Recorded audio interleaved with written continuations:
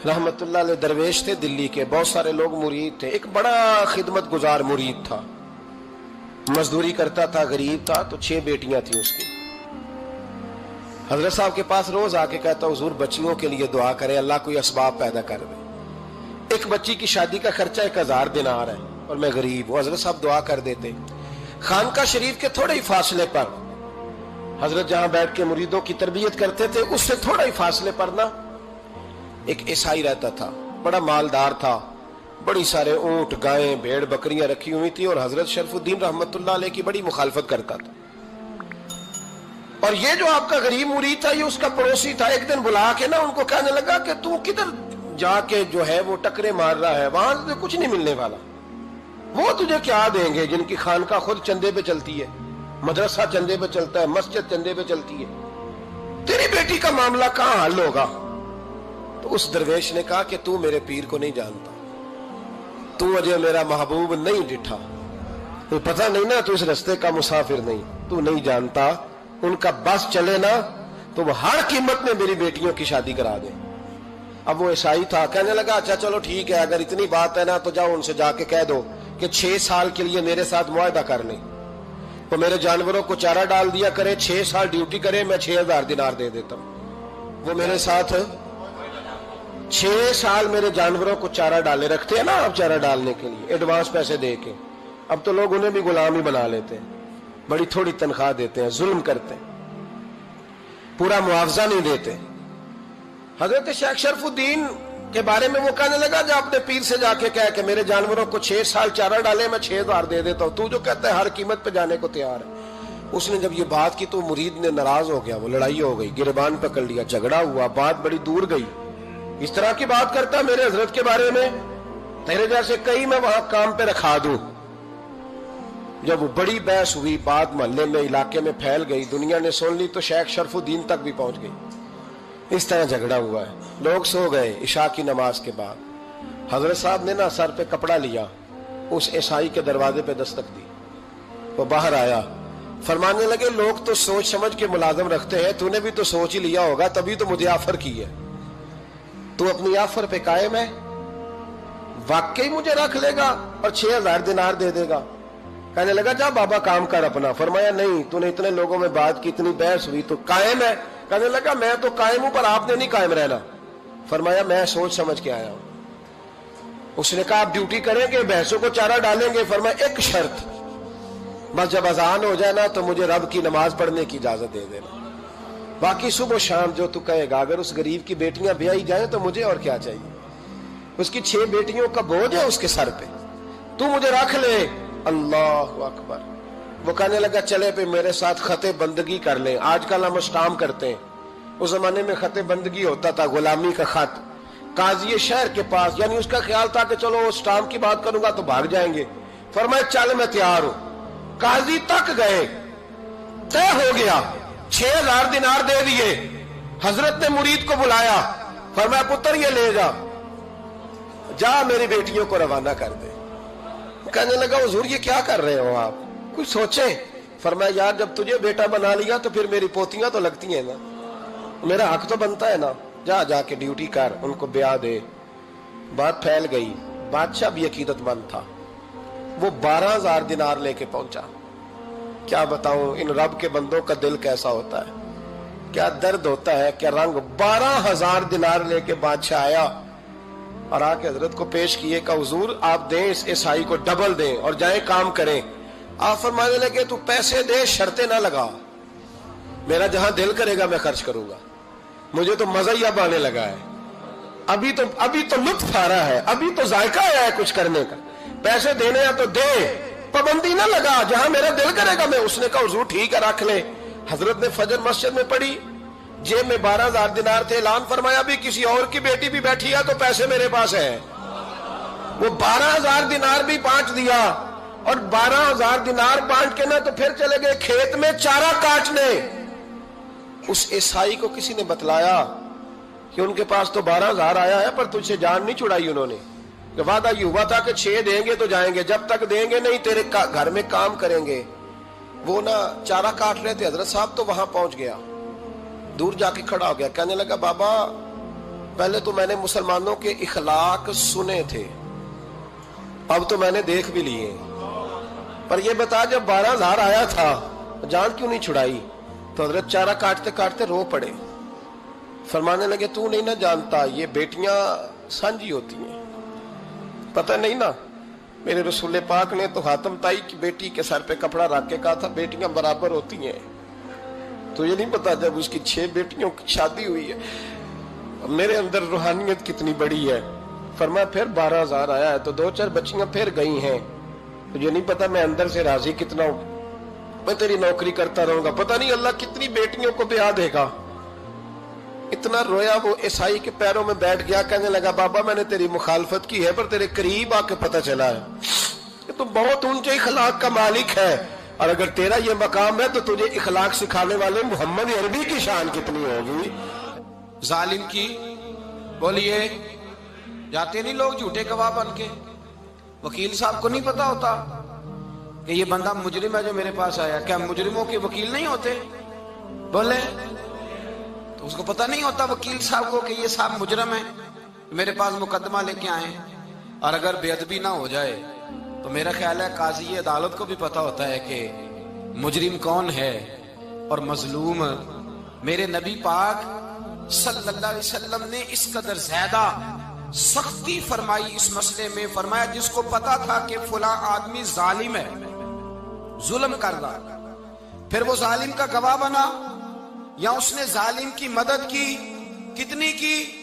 شارحین لکھتے ہیں چاہے اس نے ایک جملہ بول کے کی، چاہے ایک، سارے بولیے، چاہے ایک غریب کو اس نے ظلم کیا تو کہتے ہیں علاج یہ سی، چاہے ایک جملہ بول کے کی، شارحین اس حدیث کی شرح میں لکھتے ہیں ایک جملہ بول کے چاہے مدد کی، جس بندے نے کسی ظالم کی مدد کی کسی مقدمے میں یا کسی صورت میں اور اسے پتا تھا یہ ظالم ہے، میرے نبی پاک صلی اللہ تعالی علیہ وسلم فرماتے ہیں اگر اس نے مدد کی، ابھی ظالم کی بات نہیں ہو رہی، ظالم کے مددگار کی بات ہو رہی، اگر کسی نے ظالم کی مدد کی تو حضور فرماتے ہیں خدا بھی اس سے بری و ذمہ ہے، رسول بھی اس سے بری و ذمہ ہے۔ سنبھال کے رکھے اپنی نمازیں، قربانیاں، حج، زکوٰۃ سنبھال کے رکھے۔ اگر ظالموں کا مددگار ہے، الیکشن آ لینے دے، آپ کو نظر آ جائے گا کون کون ظالموں کا مددگار ہے، نظر آ جائے گا۔ اپنی جیب سے لوگ پیسے دے کے ظالموں کی مدد کریں گے، ان کے فلیکس چھپوائیں گے، بورڈ لگوائیں گے، جیبوں سے پیسے دے کے۔ ہم نے خود آگ لگائی ہے چمن میں اپنے، بے سبب گردشی ایام کو الزام نہ دو، ہم نے خود نور کا ظلمت سے کیا ہے سودا، کر کے توہین سحر شام کو الزام نہ دو۔ ظالموں کے مددگار میدان میں آ گئے، یہ چھوٹا لفظ نہیں، میرے حبیب پاک صلی اللہ علیہ وسلم نے فرمایا جو ظالم کا مددگار ہے سن لے جو سجن کے ساتھ کچہری جاتا ہے، وہ یاد رکھے جو دوست کا گواہ بنتا ہے، وہ یاد رکھے جو کہتا ہے میں مانگی گیا تھا، مجھے بلایا گیا تھا قبضہ چھڑانے کے لیے کسی غریب بیوہ کی جائیداد پہ، کب وہ سن لے تو مدد کر کے نہیں آیا، تو خدا کے ذمے سے نکل گیا ہے۔ رسول پاک نے فرمایا تیرا میرا تعلق ختم ہو گیا، تو ظالم کا مددگار ہو گیا، پھر تو کہتا میں بے چین ہوں، میں بے قرار ہوں، میں آزمائش کا شکار ہوں، پلٹ کے دیکھ تو صحیح تیرا گناہ کتنا بڑا ہے۔ میرے نبی پاک صلی اللہ علیہ وسلم کا ایک اور فرمان سن لیں، ابن ماجہ ابو داؤد میں موجود ہے، اس حدیث کو آپ نے یاد کر لینا ہے، کر لیں گے انشاءاللہ، سارے کہیے انشاءاللہ، کر لیں گے یاد۔ حضور صلی اللہ علیہ وسلم نے فرمایا اگر تو ظالم کی مدد کرے گا نا، یہ لفظ دل کی تختی پہ لکھ لینا، یہ مکافات عمل ہے، مکافات عمل دنیا، ادھر کرو گے تو ادھر بھرو گے۔ فرمایا اگر تو کسی ظالم کی مدد کرے گا، سن لے حضور کا فرمان ہے، اگر تو ابن ماجہ ابو داؤد سیاہ میں موجود ہے، فرمایا اگر تو کسی ظالم کی مدد کرے گا تو رب تعالیٰ مرنے سے پہلے پہلے تیرے اوپر بھی ظالم کو مسلط کر دے گا، تیرے اوپر بھی ایک دفعہ ظلم ضرور ہوگا اگر تو ظالم کی، وہ کسی صورت میں بھی ہو سکتا ہے، کسی صورت میں بھی تیرا بیٹا ہی اٹھ کے ظلم کر دے گا، تو الجھ جائے گا، کسی نہ کسی جگہ تیرے لیے تباہی کا سامان ہوگا، تیرے اوپر ظلم ہوگا، اس لیے کہ تو ظالموں کا مددگار ہے۔ چاہیے یہ تھا کہ تو مظلوم کی مدد کرتا، انسانی ایمانی یقین کا فریضہ سر انجام دیتا، تو ظالموں کا مددگار ہو گیا۔ ٹٹول کے دیکھ لیں، رزلٹ نکال کے دیکھ لیں، ہمارے زمانے میں ظالموں کے مددگار زیادہ ہیں، اتنی لمبی زبانیں نکال کے ظالموں کی مدد کرتے ہیں، بڑے بڑے کالم نویس اللہ نے انہیں قدرت دی لکھنے کی، تو اپنا قلم ظالموں کی مدد میں خرچ کرتے ہیں۔ وہ لوگ جن کو اللہ تبارک و تعالیٰ نے قدرت دی، ہمت دی، طاقت دی، کچھ لوگ ان کے حلقہ احباب میں، وہ اپنے لوگوں کو استعمال کر کے ظالموں کی مدد کرتے ہیں، ظالموں کی مدد کرتے ہیں۔ میرے نبی کریم سید عالم نور مجسم صلی اللہ علیہ وسلم نے فرمایا، اگر تو نے ظالم کی مدد کی تو جب تک تو توبہ نہیں کرے گا رب تجھ سے ناراض ہی رہے گا۔ اللہ تجھ سے، او بھائی جس سے رب بھی ناراض ہو گیا، نہ کھانا نہ پینا نہ سونا نہ جاگنا نہ نیند، پھر تیری ہر چیز تیرے لیے آزمائش ہو جائے گی، پھر تیرا سایہ بھی تیرے لیے خوف کا سامان بنے گا، پھر زندگی جیتی جاگتی لاش بن جائے گی، تو اپنے کندھوں پر اپنی میت اٹھائے پھرے گا جب تو ظالم کا مددگار ہوگا۔ اور نبی پاک صلی اللہ علیہ وسلم نے فرمایا ظالموں کا مددگار بھی ظالم ہوتا ہے، ظالموں کا مددگار بھی، سارے بولے ظالموں کا مددگار بھی، نہیں کو نہیں، آپ سارے نہیں بولے، ایک دفعہ بولے ظالموں کا مددگار بھی، پکی بات ہے، ظالموں کا مددگار بھی۔ اللہ اکبر، جس کا یارانہ ہو، جس کا دوستانہ ہو، جو کہے میں نے نا اس کو اوکھے ویلے کے لیے ظالم کو یاد رکھا ہوا ہے۔ کبھی مشکل میں رکھے نہیں ہوئے لوگوں نے ظالم دوست، کہتے میں نے رکھے ہوئے ہیں، بلکہ ہمارے دیہات میں تو کہتے ہیں میں نے بازو بنائے ہوئے ہیں۔ کس کو بازو بنا لیا؟ ظالم بھی کبھی بازو ہوتا ہے، جو ظلم کی تلوار لیے میدان میں کھڑا ہے۔ قارون، حامان، فرعون، نمرود کا حال نہیں لوگوں نے دیکھا؟ اپنے زمانے میں آپ نے کتنے لوگ نہیں دیکھے جن کے سائے سے، آواز سے لوگ کانپتے تھے؟ پھر پولیس کی گاڑیوں میں وہ اس طرح مردہ پڑے کہ دنیا نے تماشا دیکھا ان کا۔ یہ رنگ ہم نے دیکھے نہیں اپنے آنکھوں سے۔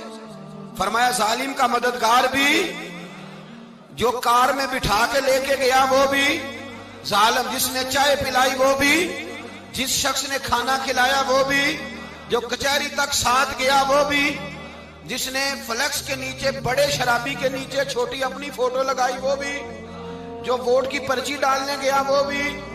کہہ دینا باہر نکل کے کہ حضرت صاحب نے سیاسی تقریر کی ہے، کہہ دینا، پر بات تو سچی ہے نا۔ خو کرے ہم تو سے تھوڑا سا گلا بھی سن لے، خو کرے ہم تو سے تھوڑا سا بھی گلا۔ امام مالک کے پاس ایک بندہ آیا، اس نے کہا حضور میں درزی ہوں، ایک ظالم بادشاہ مجھ سے کپڑے سلواتا ہے، میں تو ظالموں کا مددگار نہیں نا۔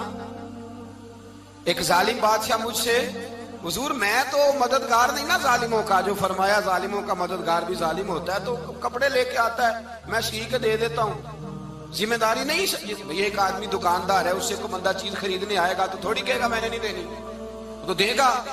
کوئی بندہ اگر کسی شخص سے کوئی کام کہتا ہے جو اس کی فیلڈ ہے، اس کا شعبہ ہے، اس کا معاش کا وہ سلسلہ ہے، کہتے ہیں یا رسول اللہ صلی اللہ علیہ وسلم ظالموں کا مددگار بھی ظالم، حضور نے فرما دیا۔ تو امام مالک سے بندے نے مسئلہ پوچھا، دل کی تختی پہ لکھنے والی باتیں ہیں، کہا حضور میں درزی ہوں، ظالم کپڑے سلواتے ہیں، میں تو مددگار نہیں نا۔